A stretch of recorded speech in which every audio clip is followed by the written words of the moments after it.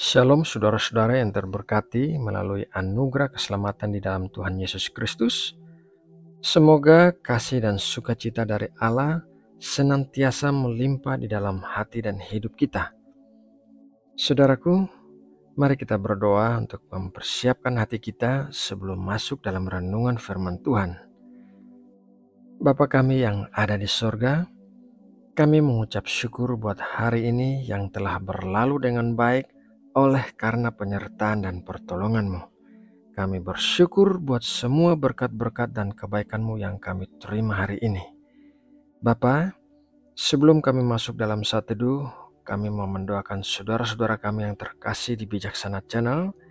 Kami berdoa memohon mujizat kesembuhan bagi setiap orang yang sedang mengalami sakit dan tubuh yang lemah. Kiranya Engkau memberikan pemulihan dan kekuatan yang baru. Kami juga berdoa bagi saudara-saudara kami yang sedang mengalami masalah berat di dalam hidupnya. Kiranya Engkau menolong dan memberikan jalan keluar yang terbaik. Nyatakanlah kehadiran-Mu lebih nyata dalam saat-saat terberat yang dialami saudara-saudara kami. Bapa, sekarang kami mau menyiapkan hati dan pikiran kami untuk masuk dalam saat teduh.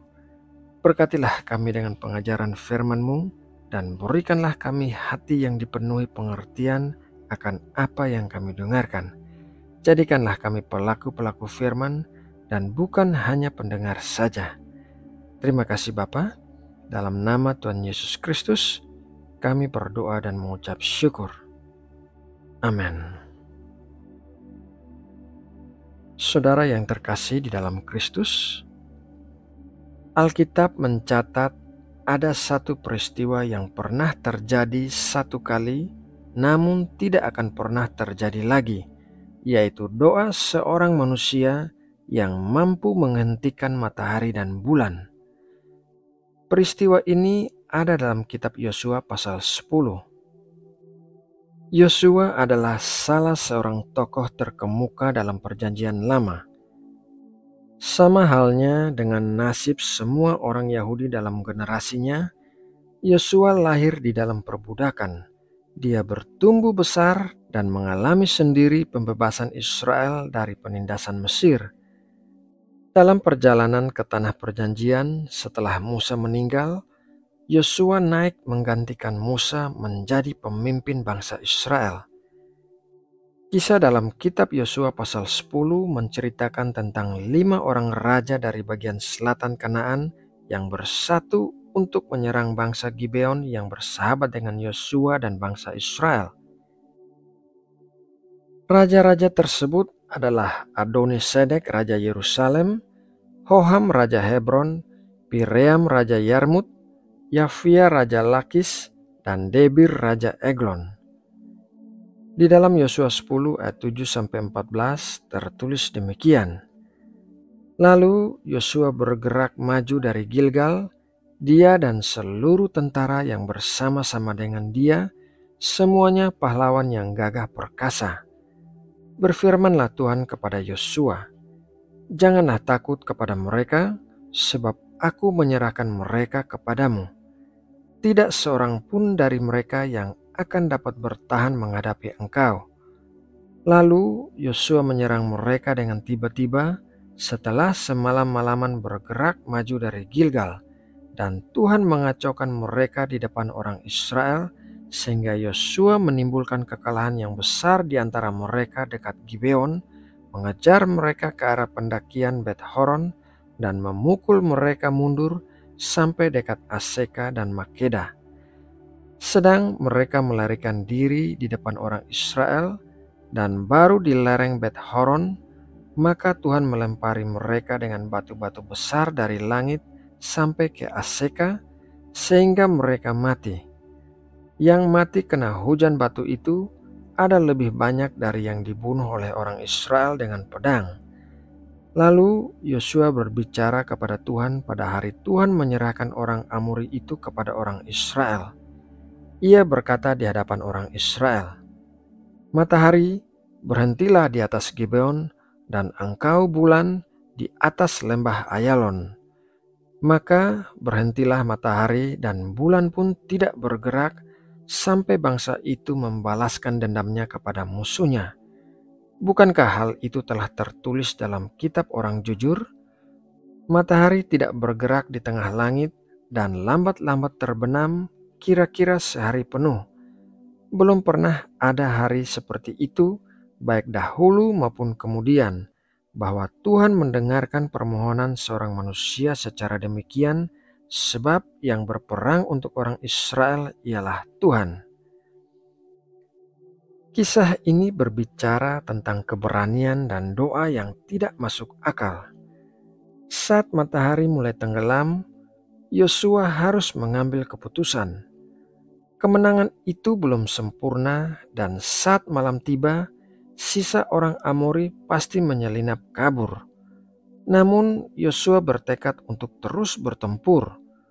Mungkin Yosua menyadari bahwa jika seluruh pasukan musuh tidak dihancurkan saat itu juga, penaklukan Israel atas Kanaan perlahan akan terhenti.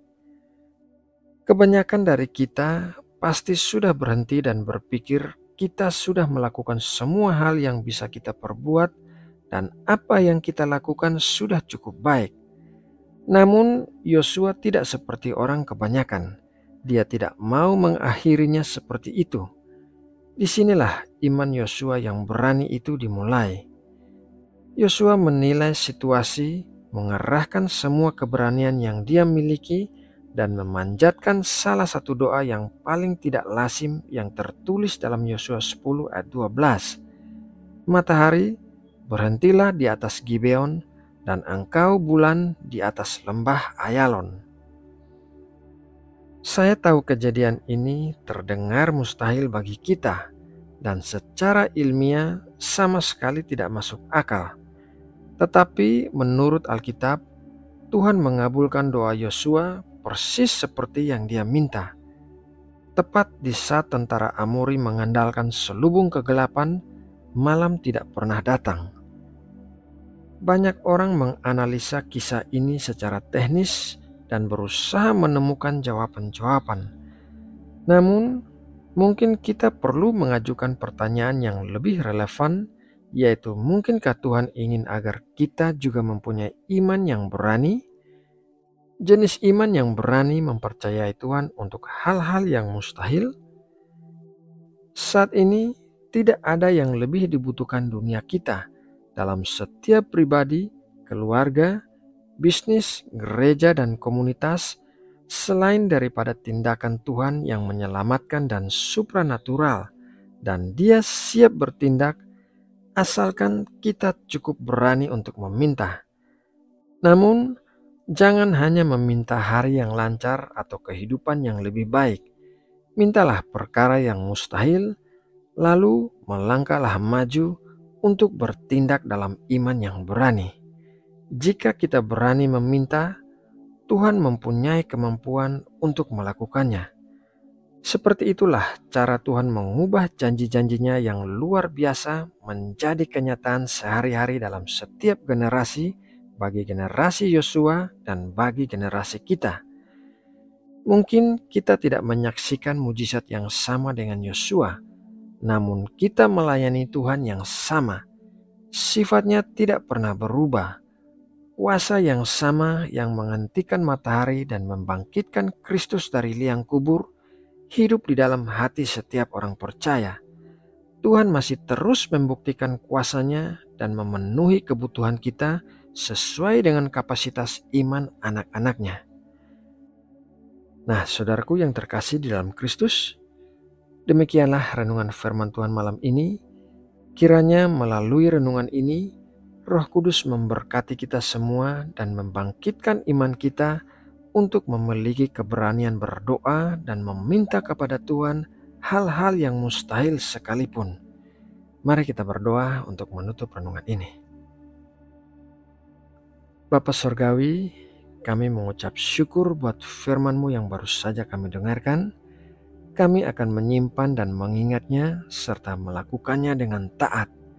Kiranya firman-Mu senantiasa menjadi terang bagi jalan-jalan kehidupan kami dan menuntun kami di dalam kebenaran-Mu.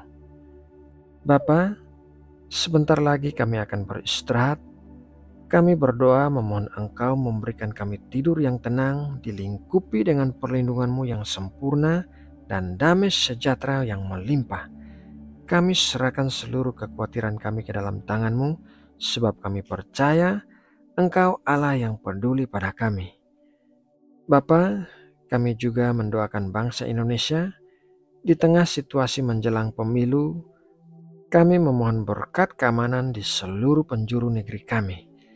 Kiranya Engkau memberkati Indonesia dengan persatuan dan kesatuan yang sulit untuk digoyahkan. Terima kasih Bapa. Dalam nama Tuhan Yesus Kristus, kami berdoa dan mengucap syukur. Amin.